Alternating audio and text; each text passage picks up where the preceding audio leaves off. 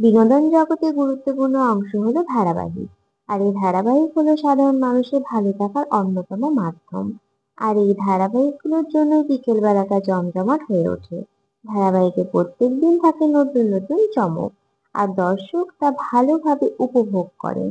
টেলিভিশনের পর্দায় এখন নানান ধরনের ধারাবাহিক হয়। এই ধারাবাহিকগুলোর মধ্যে দর্শকদের অন্যতম পছন্দের ধারাবাহিক হলো জি বাংলার পরিণীতা। ধারাবাহিকে গতকালকে পর্বে দেখানো হয়েছে। সবাই মিলে আলোচনা করতে থাকে কত তাড়াতাড়ি সম্ভব চন্দননগর পৌঁছানো যায়। রানুকে ফোন করে সমস্ত কিছু জানিয়ে দেয় পারুল। ওদিকে পারুল যে রুক্মিণীকে নিয়ে চলে আসছে সেই খবর জানিয়ে বিয়ের লগ্ন আগানোর ব্যবস্থা করে ভিডিওর বাড়ির লোকজন। কিন্তু ওদিকে মাঝপথে হঠাৎই পারুলদের গাড়ি খারাপ হয়ে যায়। আর পারুল ঠিক করে যে গাড়ি পাবে তারা সেই গাড়ি চুরি করতে হবে এখন গোপালের কাছে পৌঁছানোর জন্য। ভালোবাসায় সব সঠিক সেটাই বিশ্বাস করে পারুল। তারপর সেখানেই রাখা একটি গাড়ি দেখতে পায় পারুল। রায়ানকে ইশারা বুঝিয়ে দেয় কি করতে হবে। প্রথমে তো এই কাজ করতে সমর্থন করে না কেউ, কারণ এই কাজ করলে ধরা পড়ার চান্স রয়ে যায়। তাই জন্য প্রথমে এই কাজ করতে ভয় পায়, কিন্তু এছাড়া উপায় নেই।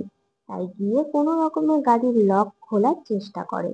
কিন্তু ঠিক তখনই বেজে ওঠে হর্ন, আর সেখানে উপস্থিত দুজন পুলিশ ধরে ফেলে রায়ান পারুলকে। কিন্তু ততক্ষণে গাড়ির ভেতরে গিয়ে গাড়ির তার দিয়ে তারা গাড়ি নিয়ে পালাতে শুরু করেছে। আর পেছনে পেছনে ধাওয়া করতে থাকে পুলিশ। ওদিকে তো বিয়ের এক এক করে সমস্ত নিয়ম শুরু হতে থাকে। মালা বদল, সাত পাখি ঘোড়া সবই এক এক করে হচ্ছে নিয়ম মতো। গোপাল কোনো নিয়ম মন থেকে পালন করছে না। এরপরে আসে সিঁদুর দানের পালা। সিঁদুর দানের ঠিক আগের মুহূর্তে গোপাল অভিনন্দাকে জানায় সে মন থেকে এই বিয়েটা করছে কিনা। কারণ গোপাল এখনো রুক্মিণীকে ভালোবাসে, আর গোপালের মনে সবসময় রুক্মিণী রাজত্ব করবে। এটা জানার পরেও তাকে বিয়ে করবে কিনা অভিনন্দা। কিন্তু অভিনন্দা জানায় সে গোপালকে বিয়ে করতে চায়।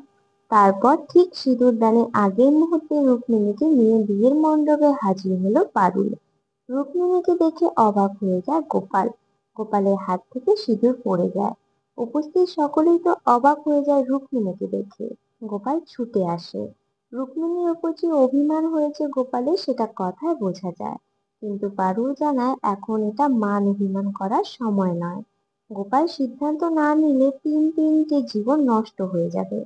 রুক্মিণী বারবার গোপালের কাছে ক্ষমা চায়, গোপালের কাছে ফিরে আসার কথা বলে। কিন্তু গোপালের কাকিমা অভিনন্দা বারবার বাধা দেয়। অভিনন্দা জানিয়ে দেয় এখন রুক্মিণীর সাথে গোপালের ডিভোর্স হয়ে গেছে, তাহলে গোপালের সঙ্গে তার বিয়েটা হবেই। এই বলে রুক্মিণীকে টানতে টানতে বাড়ি থেকে বের করে দেয় অভিনন্দা। এবারে দেখার অপেক্ষা কি হবে আগামী পর্বে। তো বন্ধুরা, তোমরা কি বলতে চাও বিষয় নিয়ে কমেন্ট করে জানাও। ভিডিওটি ভালো লেগে থাকলে লাইক কমেন্ট করে শেয়ার করে দিও। আমার চ্যানেলে নতুন হয়ে থাকলে চ্যানেলটি সাবস্ক্রাইব করে দিও।